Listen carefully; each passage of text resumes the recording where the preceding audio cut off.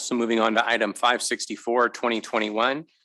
County Administrator, public hearing. Hold a public hearing to receive public input on district boundaries and introduction of draft maps and receive a report from staff on the redistricting process and provide direction to staff as needed. I will open the public hearing and good afternoon, CAO Mallon. Yes, good afternoon, Chair, members of the board, County Administrator.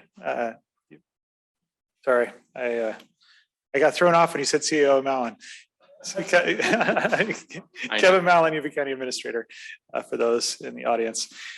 So before the board today is another step in that process that we've been working towards to make sure that we have equal representation in our 5 supervisorial districts.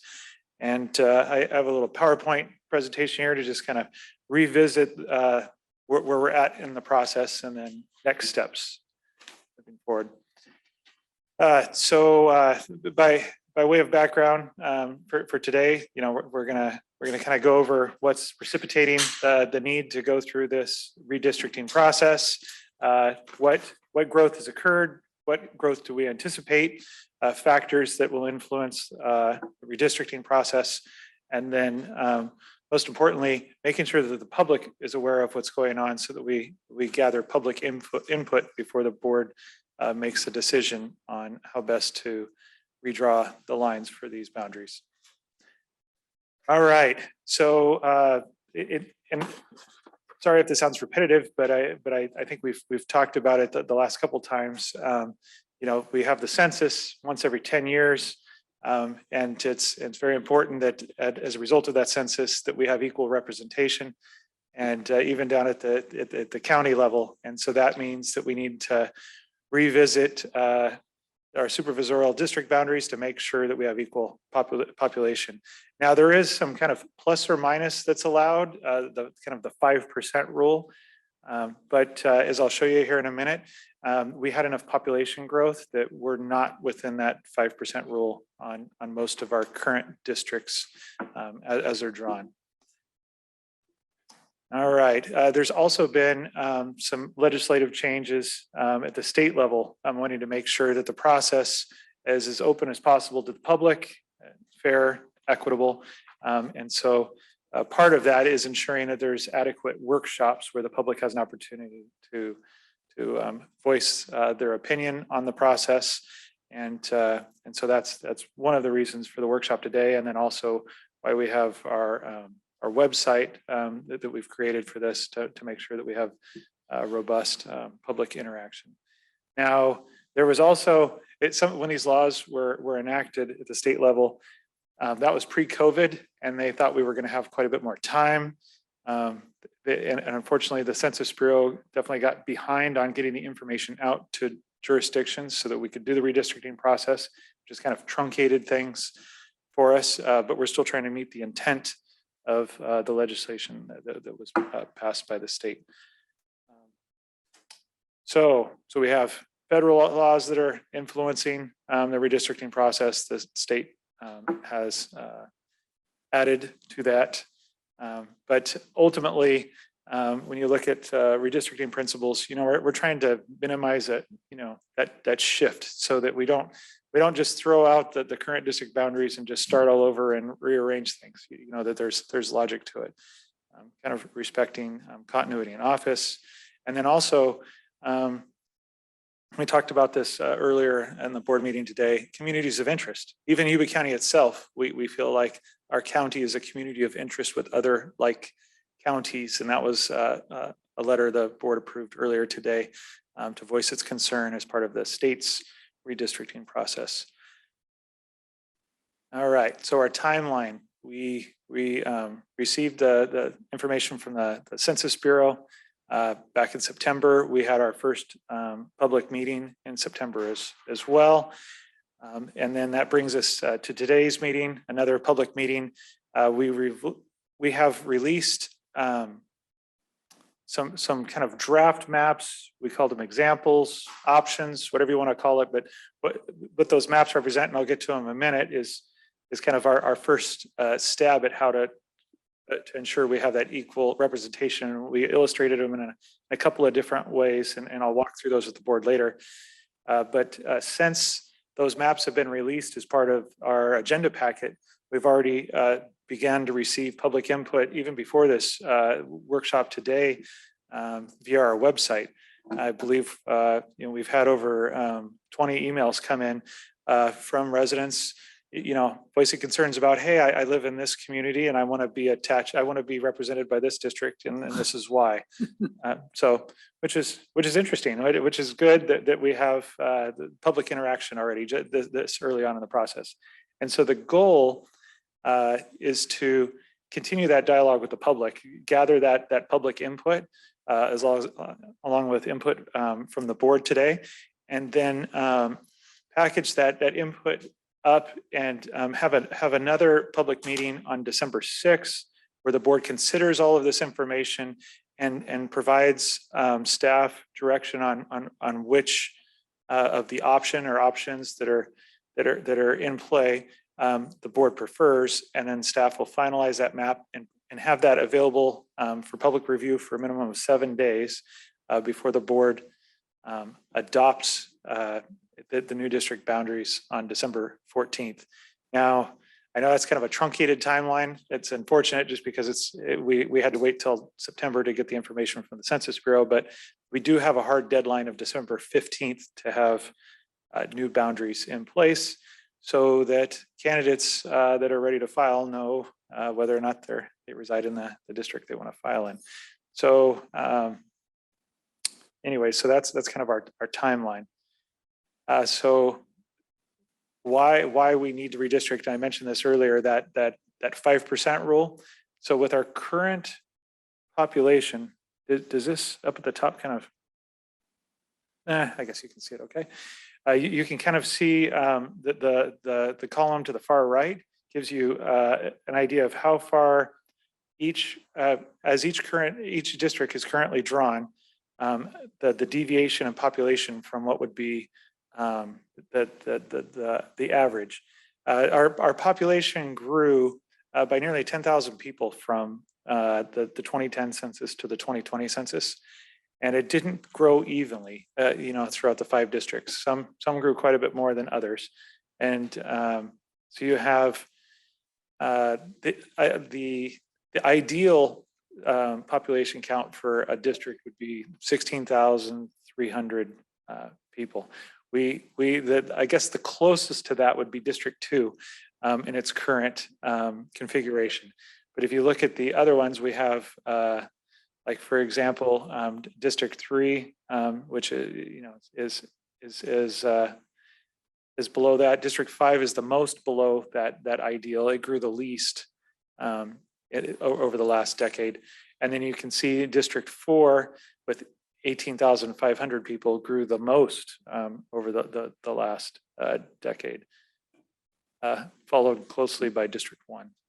So the point of this slide is just to illustrate that if the board did nothing from the standpoint of redrawing the boundaries, we would be out of balance as far as that equal representation.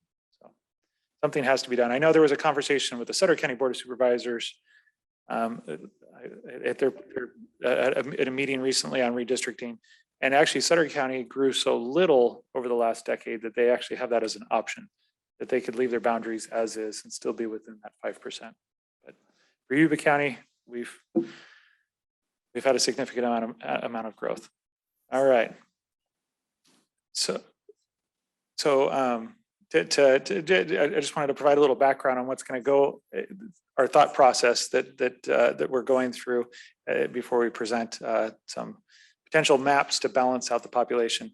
One to take into consideration, this is the county's general plan land use diagram.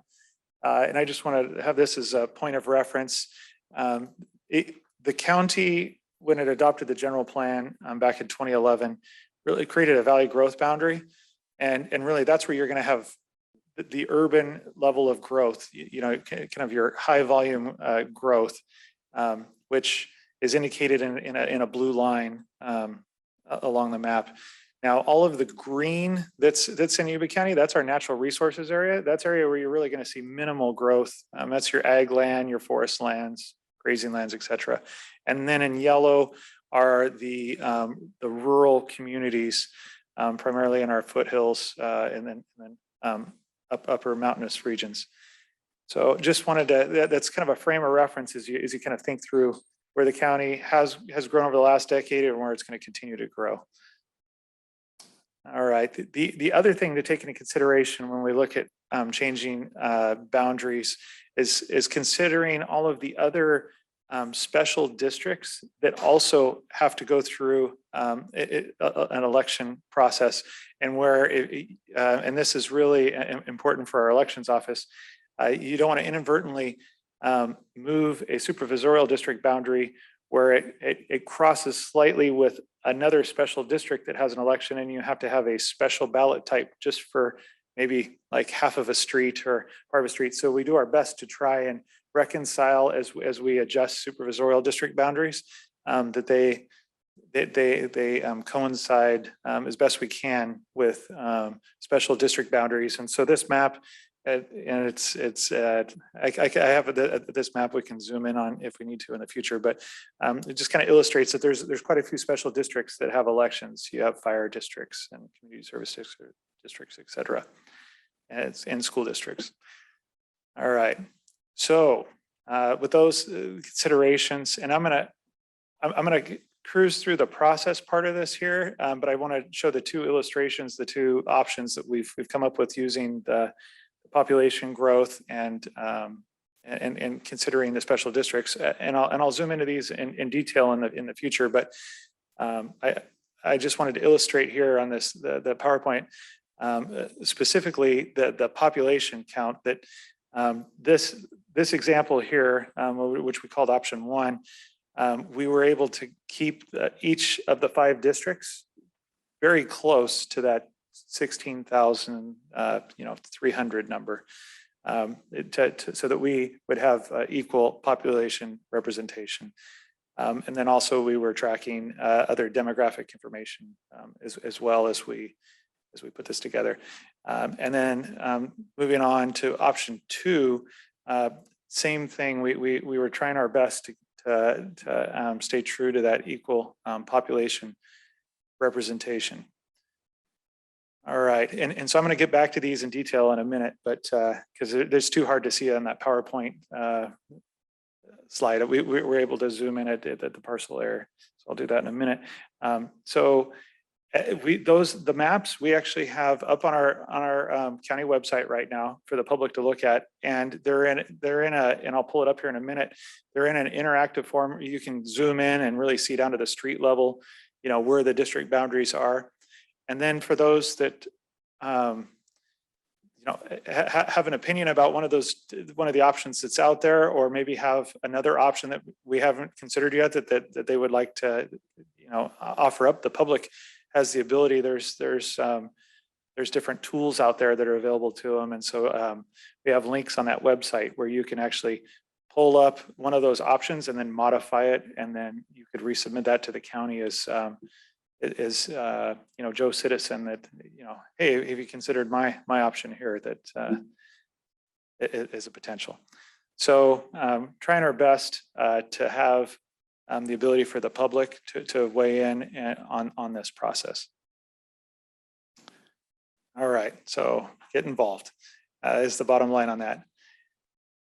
All right, so maybe before I welcome public input, I'm going to stop sharing that one. I'm going to pull up those interactive maps so I can talk in a little more detail about them. Let's see here.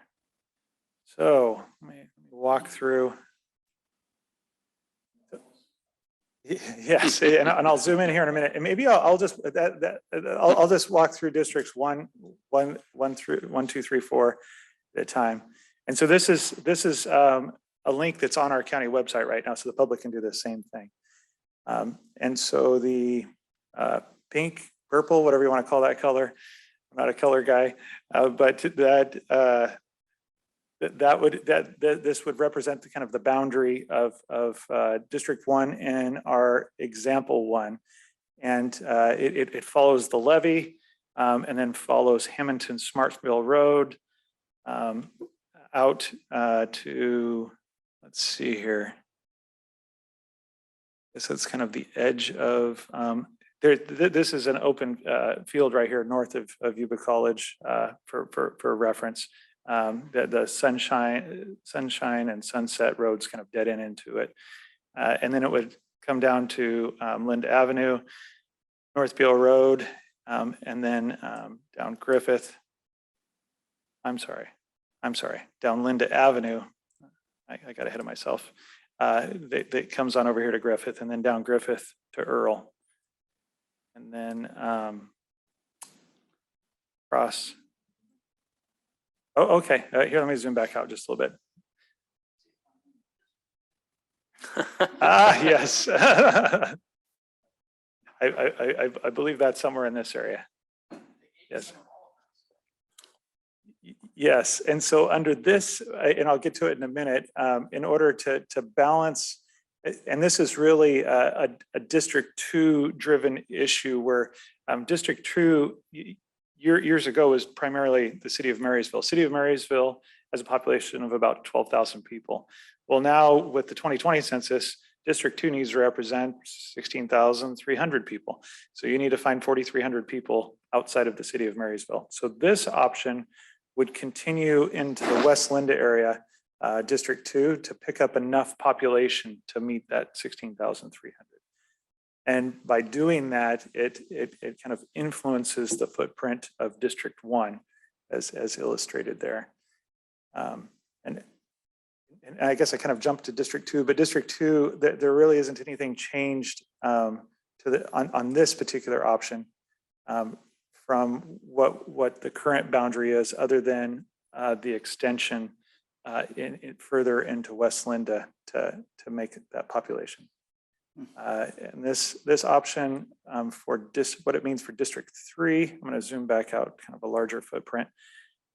Is in my PowerPoint presentation, as District 3 needed to pick up population, and the primary area in this option for District 3 to kind of pick that up is in the northern Plumas Lake area, kind of the Wheeler Ranch subdivision area, actually all the way down to the southern border of District 3 would then be at Algodon Road. As it comes around here, if you can see on my cursor, over to the levee. And by doing that, as we discussed earlier, District 4 really needed to shrink geographically, and so it would lose that northern part of Plumas Lake in this particular option, and then be very similar, I think, for the rest of it. It'd still represent the southern portion of Plumas Lake, the city of Wheatland, Camp Bar West, up to the kind of the southern boundary of the Smartsville area. And then District 5 would, in this particular option, would have, it would be very similar to the current representation, but again, District 5 needed to pick up population. And so where it picked up most of its population was in the eastern side of Linda. So I'm going to zoom in here. So as we talked through that boundary for District 1, that becomes the boundary between District 1 and District 5. So you have the eastern portion of Linda being represented in District 5. All right, I'm going to zoom back out. So would the board like me to pause here, or would you want me to walk through the second option? Maybe walk through the second option. Yeah. Okay. All right, and I may need some technical assistance here because Russ, where's example 2? Okay, no, not that one, not that one. I'll just go to this one, example 2. There we go. Okay. Do I want to open this in my new map viewer? All right.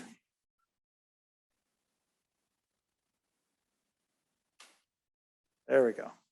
All right, so I will walk through, maybe I'll start with District 2 on this one because that one kind of influenced quite a bit of the changes between option 1 and option 2. So on this particular option, what was looked at, and it was kind of based on early input from the public from our September meeting, there was residents in the District 10 area that voiced their concern about representation and would like to, and felt most, I guess, assimilated most with the District 2 representation in the city of Marysville. So we took a look at that as an option to see what that did. Now that it kind of has a cascading effect. Obviously, you move the one district. So what we did on this option is instead of District 2 picking up population in West Linda, it instead picks up its population to the north of the city of Marysville. And as you can see, the footprint to the north of Marysville, it's very rural. And so the footprint, it has to be much larger in order to pick up that roughly 4,000 people. And so in order to have equal population representation, you have the city of Marysville, the District 10 area, the community of Hallwood, and then the Las Quintas subdivision that's off of Loma Rica Road. And I'll kind of zoom in from here as you head into, so then you have a boundary between District 2 and District 5 here that comes up to Honcut Road, and then it follows, this is Prairie Creek, down to Loma Rica Road. This is kind of the Hill Road area, Vicky Drive. That still stays in District 5. So it comes down Loma Rica Road and then follows, I believe this is another creek or water body, and then a section line over here to Fruitland Road. And then it follows Marysville Road, the west side of Marysville Road from Fruitland Road on down to Highway 20. And then along Highway 20, this boundary here is essentially the county's Sycamore Ranch Park. And then follows along the river. So I would get the Unz Festival. You get The Unz Festival, yes. And then also it picks up the north side of Hamilton Smartville Road from Brophy Road down into the community of Linda. So like this is Trevor Drive, that area right there. This is getting back to trying to have equal population representation. So by having all of the population, I guess, growth north of Marysville, we just wanted to illustrate what that would look like. Could you bring that in a little closer on that? Yes. I'm going to get to your district, District 1 next.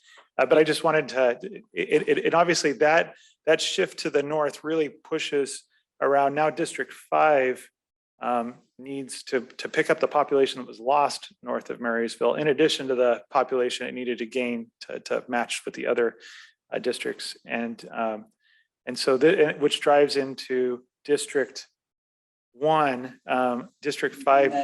Yeah, oh yeah, no, I'm definitely going to. District 1 needing to pull in more of East Linda. And so under this scenario, this is a drainage ditch that separates the neighborhood and Yuba Community College, and this is a drainage ditch here. And I believe this is also kind of another drainage ditch that kind of separates neighborhoods, and that was used as a boundary between District 5 and District 1. And Do you still live in your district, Andy? Huh? Do you still live in your district? Barely. yes, but what I wanted to illustrate is by District 2 moving to the north of Marysville and no longer occupying West Linda, this represents kind of the more traditional Linda, the west and east Linda, or historic Linda, whatever you want to, how you want to identify it, is all within District 1. And I can zoom in here if you'd like, but it follows the levee boundary and then along Riverside Drive. First you shifted me out of there and then you want to put me back in there. So that's why we have the two different options. Just trying to illustrate how best to balance out all of these different interests, because you have the need for equal population. You have the need to try and keep communities of interest whole. You have the need to try and balance out with all of the special districts and school districts and their boundaries. And then it becomes a pretty complex equation when you take all of the factors, and we're doing our best. And so these two options that are being presented are kind of our first draft at trying to balance all of those needs. So I'm going to move, if it's okay, I'm going to move to District 3 and what that does for District 3.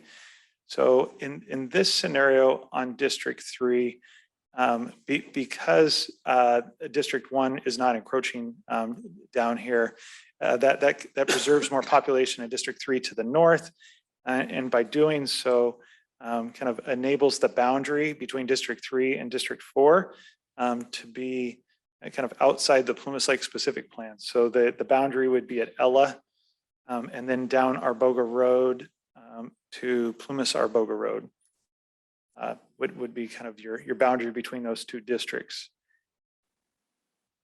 And So population wise, where was the increase in population for District 3? it was a big chunk of it was a population that in the other option that you lost to District 1 in the north. So you kind of gain that back in because between last census and this census, I see what you're saying. probably You know, you're down on really- Arboga Road. Yes, that the east side of Arboga Road, there was quite a bit of growth and since the last census, and then you had some growth even on the west side. Yeah,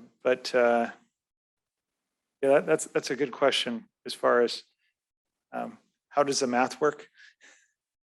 We can definitely double check the math, but Right. according to the census, according to the guy, so as much as you trust the federal government for accurate information, this is.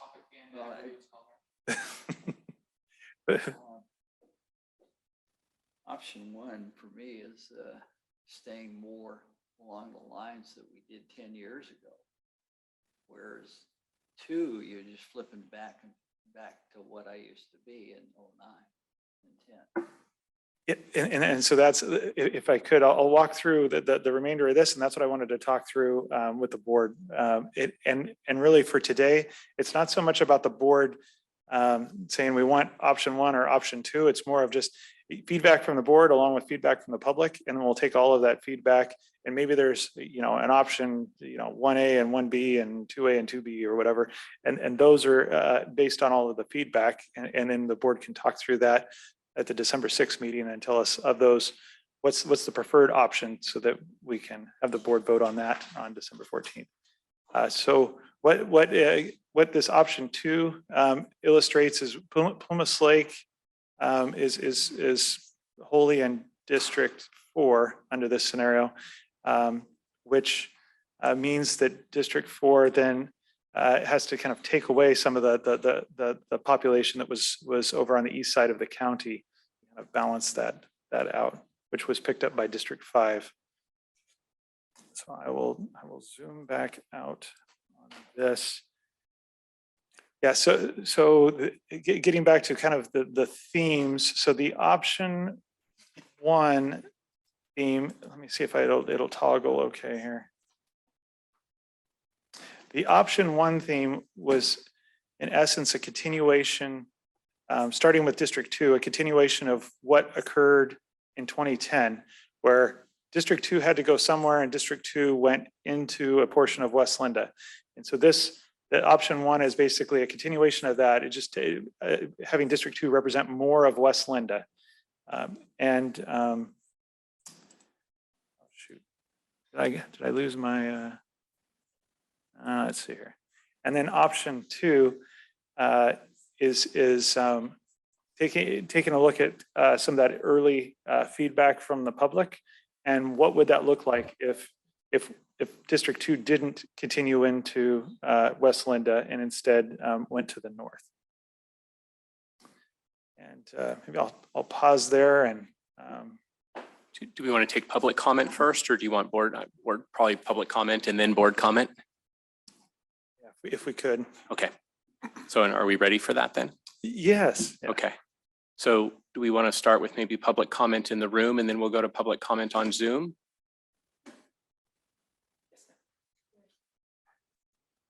Is there public in the room that would like to make a comment? If so, we would ask that you please come up to the podium so that the folks on Zoom can hear you.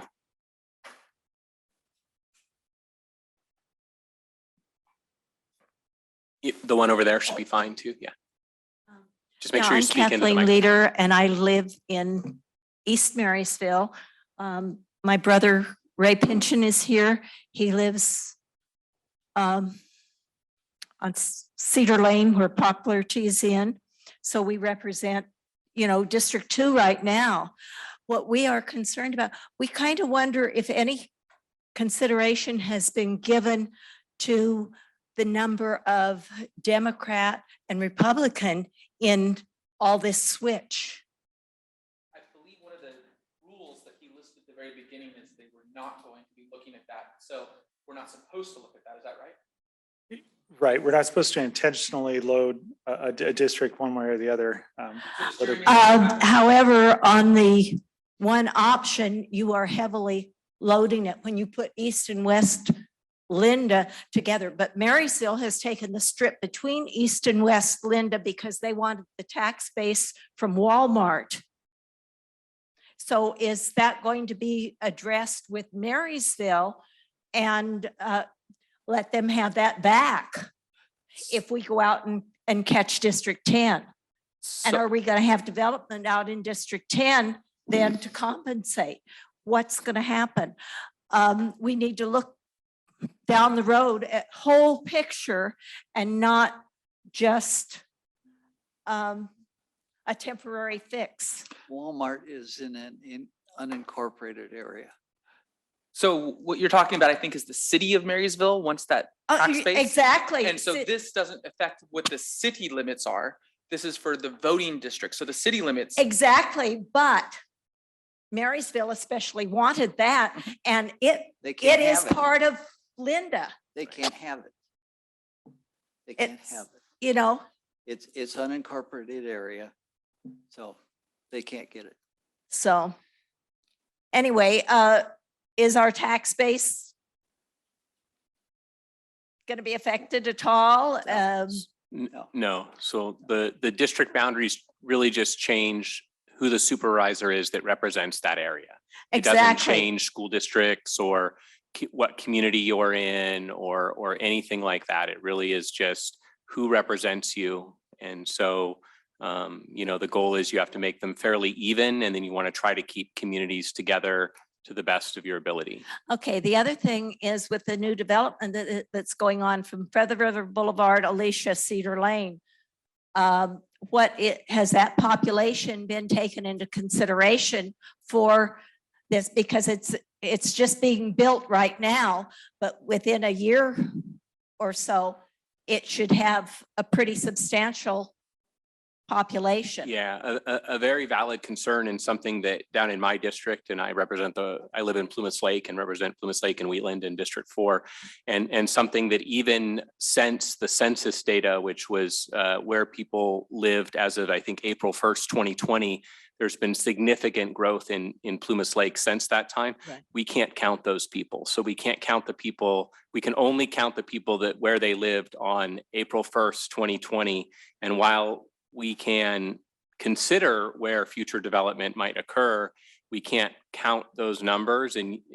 But it's being developed right now. But if it was after April, if those people were living in those facilities on April 1st, 2020, we can count them. Otherwise, we can't, unfortunately. But I certainly understand, because I'm in the same situation. Yeah. Yeah. Okay, thank you. Thank you. Any other public comments in person? Okay. I believe we have 2 on Zoom. Oh, just 1 on Zoom. Okay. So Rick Teagarden? You don't catch her in the hills. Anymore? Well, thank you. I'm not sure. Is it muted? Nope, we can hear you. Okay, thank you very much. Yes, I listened to the State of the Education address this morning from YCOE, and it was very well done. And but on the redistricting component of it, you know, I live in District 5 and have for most of my life. And the option 2 changes so many things so radically that I don't feel like it is in the best interest of the entire county. For example, on YCOE, the Yuba County Office of Education, the elected officials that are currently serving and elected to serve on the Yuba County Board of Education, at least one of them would no longer be eligible to serve because it pushes that person out of their district. So I don't know if that's been considered or not, but I would strongly advocate for option 1. Thank you. Thank you, Mr. Teagarden. What was his name?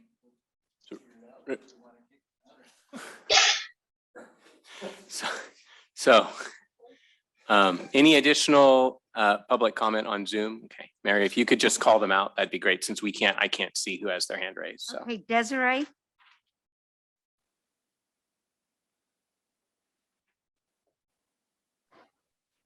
Hi, I wanted to speak out in regards, I also emailed in, but I am in favor of example 2. I am also an elected member, and switching the districts would change the district that I am in if we went with example 1 instead of 2. But more importantly, I'm a realtor in the Plumas Lake area, and I do think it's incredibly important to keep the area of Plumas Lake together, because we already have such dividing lines between the north and the south area of Plumas Lake that separating our supervisor district between the north and the south Plumas Lake areas will further separate that divide. And I do think that would be incredibly detrimental to the community of Plumas Lake to do that. thank you, Desiree. Thank you. That is all. Okay, so I'll just ask one more time if there's anyone on Zoom or in the room that wishes to leave a public comment or make a public comment. If you're on Zoom, you can use the raise hand feature, or if you're calling in by phone, you can use *9. Anyone else? Okay, so we'll probably maybe go to board comment, and we'll just give each board member, we'll just go down the line and give each board member a chance to comment. Okay, so we'll start with Supervisor Vasquez.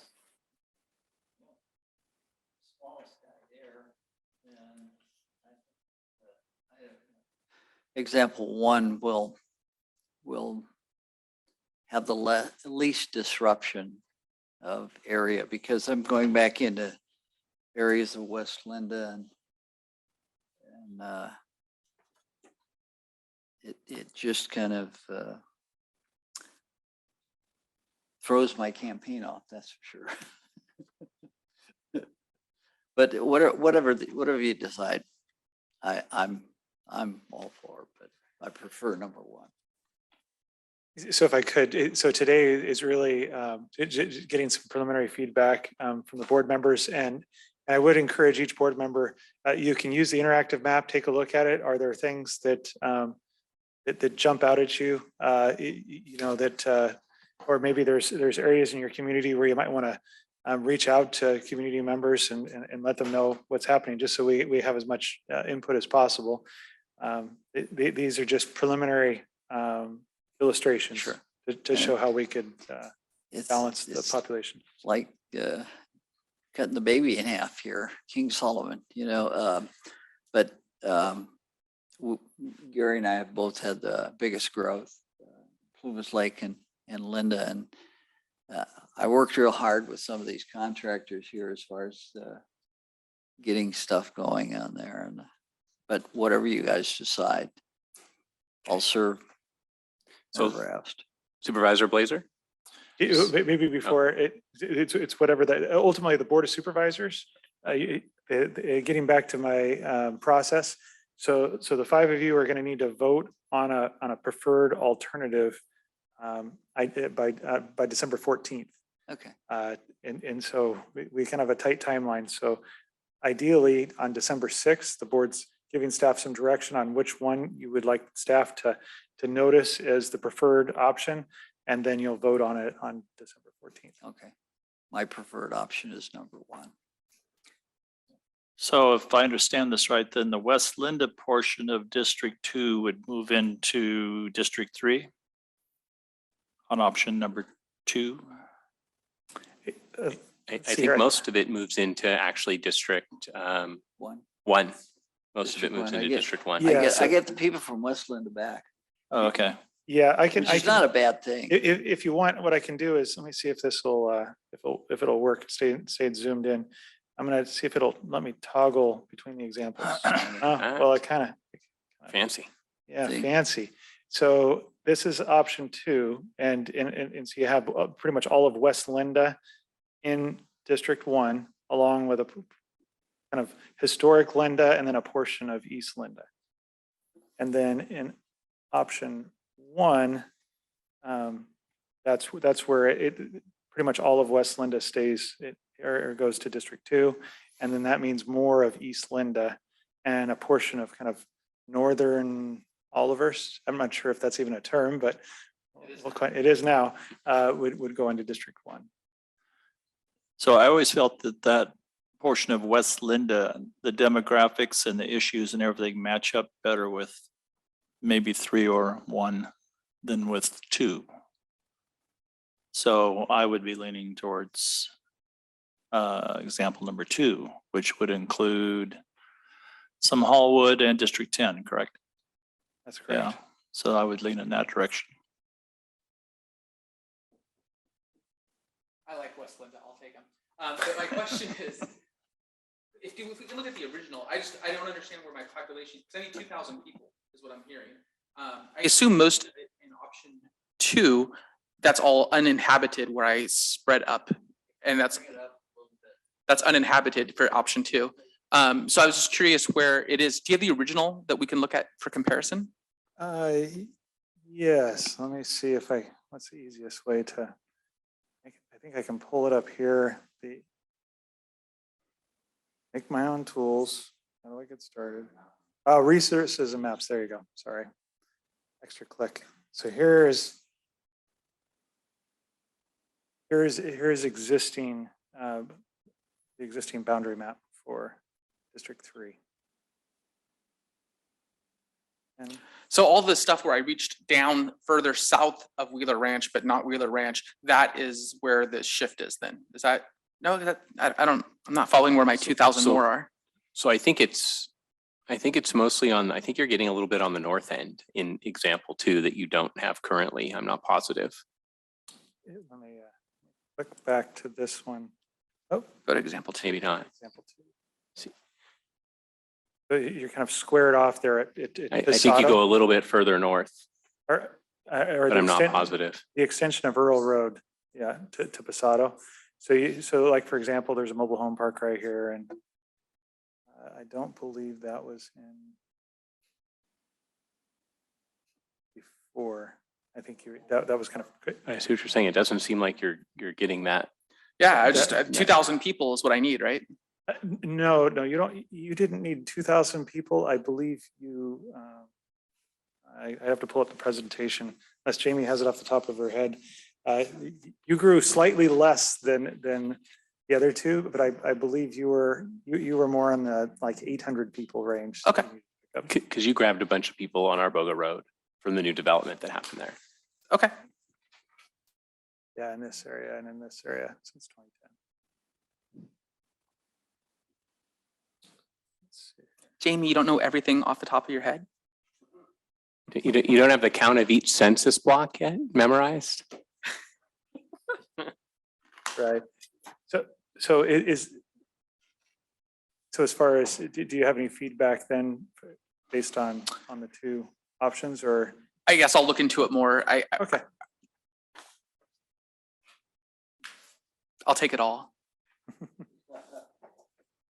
So usually like when we do board comment, I go to Supervisor Fletcher next, but maybe since we're doing numeric districts, we can go to 4 after 3 and I'll steal the opportunity to talk next. I reached out to some public in my district on near the areas where I anticipated maybe the district would shrink or potentially grow, and really asked them for their opinion and their feedback. And I got a lot of feedback from Wheeler Ranch, that area in northern Plumas Lake, that they're very interested in remaining part of District 4 and connected to Plumas Lake, that is part of their community of interest.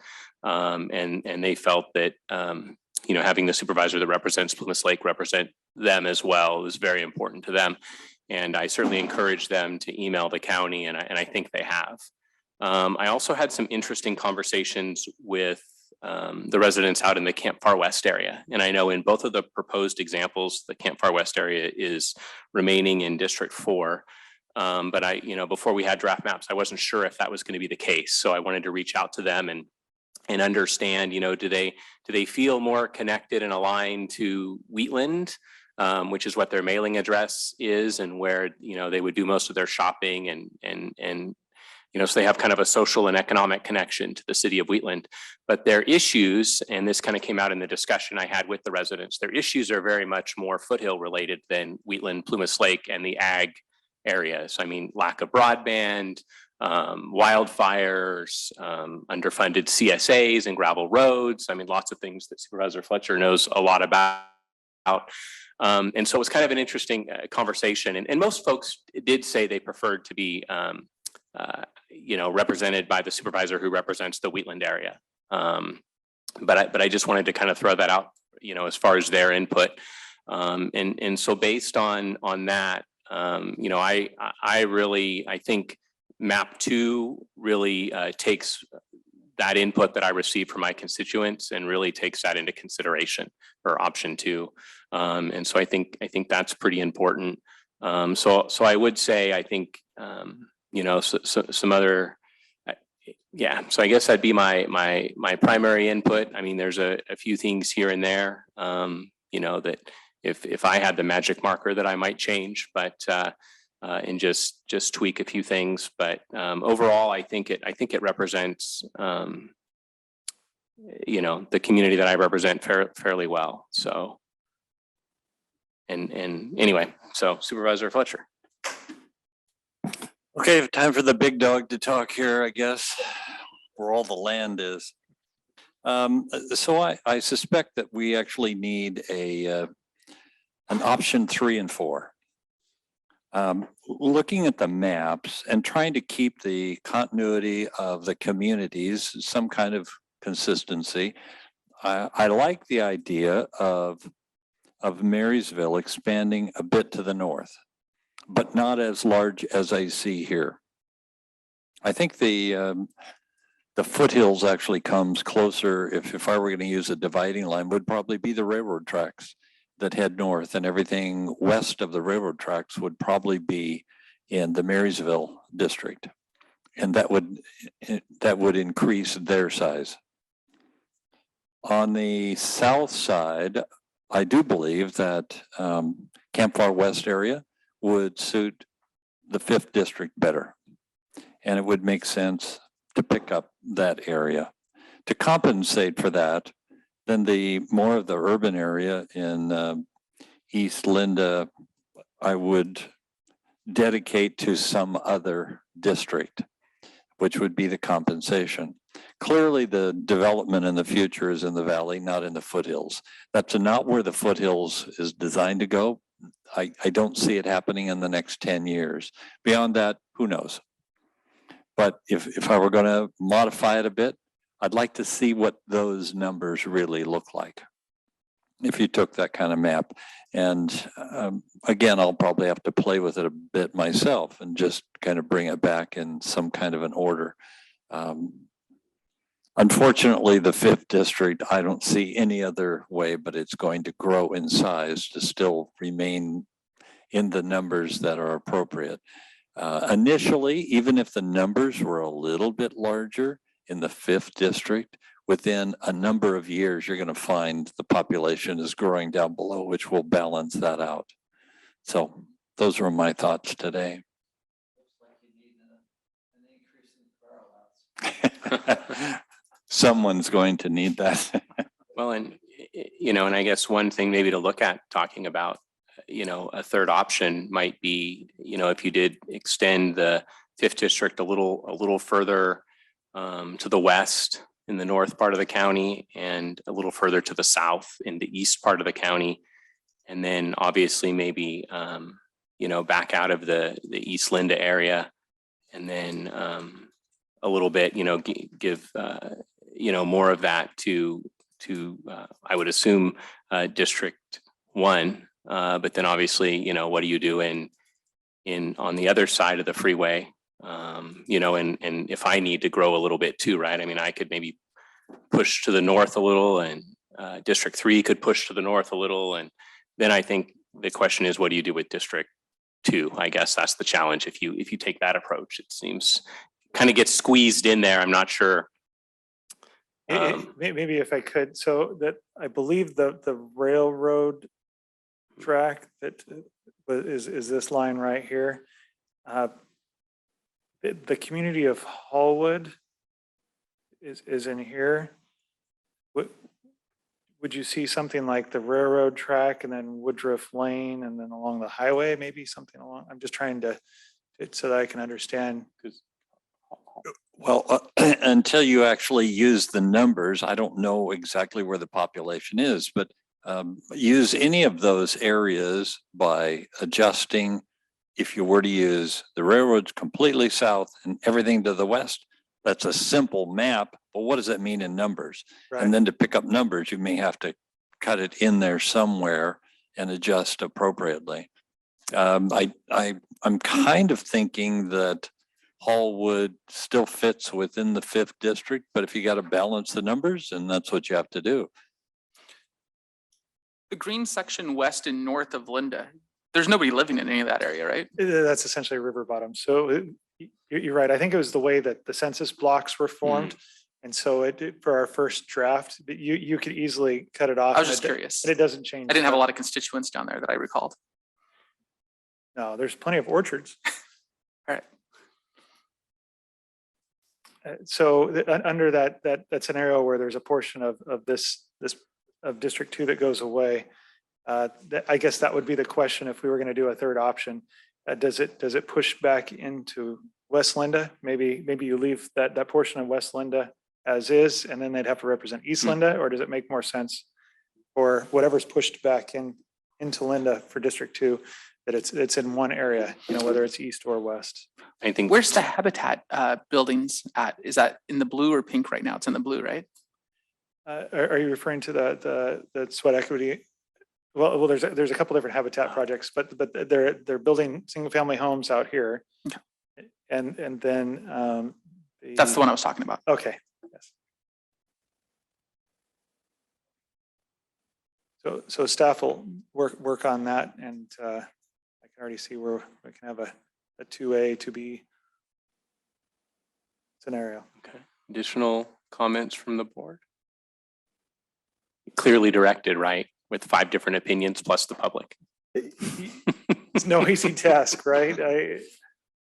I understand. And this is my third one. Now, when we did it after the 2000 census, it was pen and paper and a little bit of computer. 2010, a little bit better. It's nice that now there's more interactive tools out there that people can play around with. And I'd encourage the board members to go on that redistricting website as well. And you'll be able to pull up these 2 options and use a tool, and you can move the boundaries around yourself just to kind of see how it affects the population. So that tool is on the Yuba County website? Yes, it's on our redistricting. Is it live now?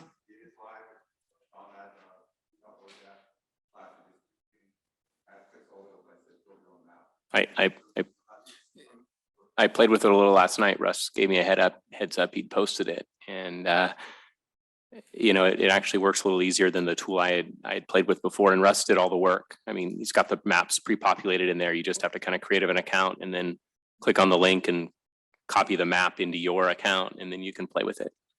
Oh, you lost me after the first step. And we can go down to. Russ three has supervisors instructions on and the then merge website. Some of the districts, right? That sounds like a county council question, going from 5 to 3. Just go down to 3 supervisors, then it'll be easier to divvy it up. I don't know, the fact that every county has 5, I imagine it's in state statute somewhere, but council would know that. Yeah, We'll just be a constitutional republic or something. works for Oroville, right? So on our redistricting website, there's a build your own map. And when you click on it, it goes to this that Russ Brown, our public information officer, was just mentioning. And that it has kind of the steps you go through, and you can use the districtbuilder.org website. We already have kind of those 2 optional maps pre-populated in there, and you can take those and then manipulate, and you can be able to resubmit that back to the county. The 20 pieces of correspondence you received, if you can send me the ones that are relevant to me. Yes, yeah, and as far as we're definitely gathering those up. I actually don't believe we've received any email correspondence yet relative to District 3. District. Yep. I imagine that some of the ones that are 4 would still be relevant to the ranch. You mentioned. Right. Yes, you're right. They're an existing District 4 residents, but they'd be relevant. Yep.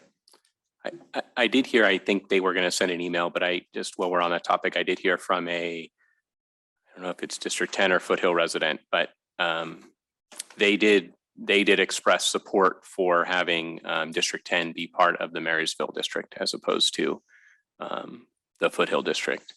And someone else reached out to me and expressed support for having West Linda be represented by either the Oliver supervisor or the East Linda supervisor as opposed to the Marysville supervisor. So kind of, you know, support for that idea that, you know, District 10 is more closely aligned with Marysville than maybe with the Foothills, and the same with West Linda, that they're more aligned with folks south of the river than with Marysville. I think we have additional public comment though. Would you like to come up and?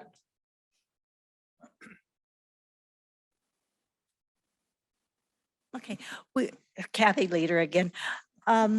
Another concern I have, which is not with the voting area, but per se, but the Highway 70 as it goes through the unincorporated area between East and West Linda and then comes through Marysville.